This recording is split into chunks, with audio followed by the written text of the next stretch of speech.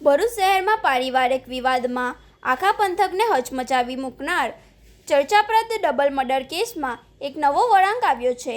પુત્રવધુ અને વેવાણની ઘાતકી હત્યા કરનાર 70 વર્ષીય મુખ્ય આરોપી જેનુલ અબ્બાસ જનોરવાલાની પોલીસે ધરપકડ કરી કોર્ટમાં રજૂ કર્યો હતો।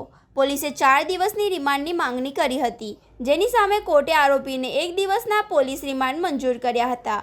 હવે પોલીસ આ ગુનામાં અન્ય કોઈ સંડોવણી છે કે નહીં તે દિશામાં તપાસ ચલાવી રહી છે।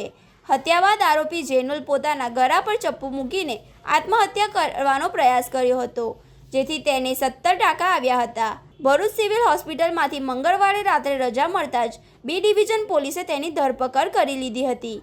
પ્રાથમિક તપાસમાં સામે આવ્યું છે કે વૃદ્ધ સસરાએ પુત્રવધુ અલ્ફિયા પર 44થી વધુ અને વેવાન શહેનાજ નમકવાલા પર 23થી વધુ ચપ્પુના ઉપરા છાપરી ઘા ઝીંક્યા હતા।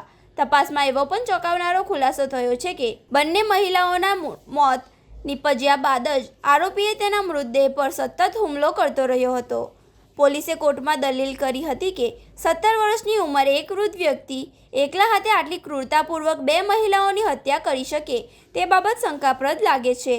આ ઘટના પાછળ કોઈ મોટું ષડયંત્ર છે કે નહીં? ઘટના પહેલાં અને ઘટના પછી આરોપી કોના સંપર્કમાં હતો?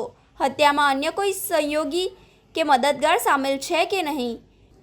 આ તમામ પાસાની ઊંડાણપૂર્વક તપાસ કરવા માટે રિમાન્ડ જરૂરી હતા, જેમાંથી કોર્ટે હાલ પૂરતો 1 દિવસનો રિમાન્ડ મંજૂર કર્યો છે। હાલમાં પોલીસે તપાસનો વેગ વધારવા માટે આરોપીના મોબાઈલ કોલ ડિટેલ રેકોર્ડ મેળવવાની તજવીજ શરૂ કરી છે।